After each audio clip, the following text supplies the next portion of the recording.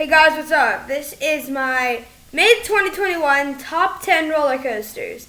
Now, my brother's top 5 was just posted today. But hey, why not? I mean, like, we did the same thing. Posted like back-to-back days. So we'll get into the video. But first we have a few honorable mentions. This is the only roller coaster honorable mention. Montezuma's Revenge at Knott's Berry Farm. It's a good ride, has a good launch. I love the backwards part. Just a little on the short side, you know. And two flat rides that if they were roller coasters, they'd be pretty far in this list. So the first one is Guardians of the Galaxy Mission Breakout at Disney's California Adventure. This ride is just great. Like, I love Tower of Terror. I hated it when I rode it the first time. Guardians of the Galaxy when they rethemed it the first time. And then I rode it again in June, and I just loved it. So, and this other one is at Disneyland. It is Rise of Resistance. It's a great ride. It's my favorite flat ride. Never anything like that ever. Probably, like, I know there is a clone of it in Florida. Just like, but this one, like, just is good. I don't even know what to say. It's good. It has like everything but to the roller coaster track. It is just yeah. And okay, we'll finally get into the top 10. Number 10 is El Loco at the Adventure Dome. This has dropped significantly since the last top 10 I made. Okay, this it's a short ride. It has a good drop, has good elements. It's just a short ride, and there's just better roller coasters on this list. So we'll get to number 9, which is Canyon Blaster, also at the Adventure Dome. This one, it's rough, but it has a lot of good elements. Has a lot of inversions, and you will see more roller coasters like this on the list. These those two roller coasters I have not ridden in a while.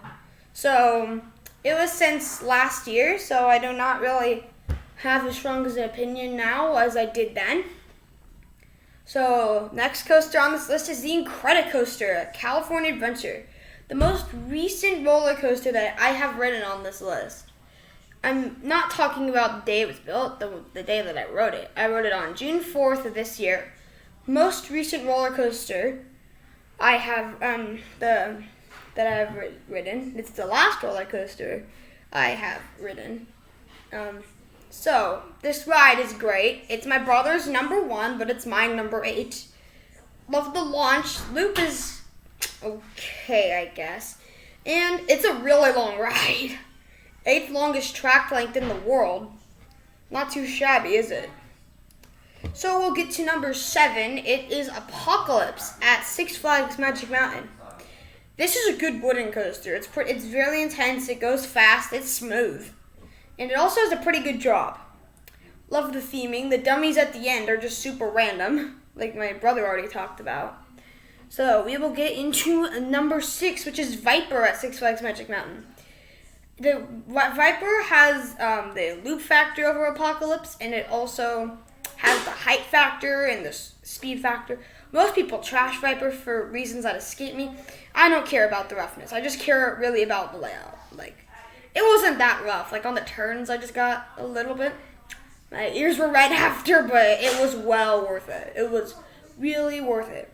Now we can move on to the top 5. Number 5 is going to surprise some people. It is Hang Time at Knott's Berry Farm. This ride, I mean, like, the only really scary part for me is the chain lift. The layout and the drop are not scary for me. Even the holding part, like, the first time it was scary, but then I knew, like, hey, there's track, it's going to be all right. So, we will move on to number 4, which most people will be really mad that I put this in ahead of Hang Time. It is Silver Bullet at Knott's Berry Farm. This ride, it's intense, it's speedy. The drop is not good, but everything else about it is great. I mean, like, I've heard it's a pretty unique inverted coaster. It's the only inverted coaster I've ridden that goes upside down. And, I mean, like, it was a unique experience when I first rode it. Never experienced anything like that before. It was my number 1 when I rode it. but it has been surpassed by 3 different roller coasters. So, barely going into the top 3 is Riddler's Revenge at Six Flags Magic Mountain. Most people do not like stand-up coasters. I'm a huge fan of stand-up coasters. It's just like so crazy to do all those elements while you're standing. I mean, like, it's tall, it's fast, smooth, it's a long ride. Has some pretty good theming, like for Six Flags. And it's just a really good ride. I was just so surprised when we rode it. It was my first roller coaster of that year that I rode, which is pretty insane because I rode it in like April. And I wouldn't have ridden a roller coaster in literally over a year if we did not go to Six Flags Magic Mountain. So, number 2 is Ghost Rider at Knott's Berry Farm. This ride is just great. It has a great layout, has a lot of airtime, it's really fast, just really long in general. This next coaster has the length to it and the airtime to it.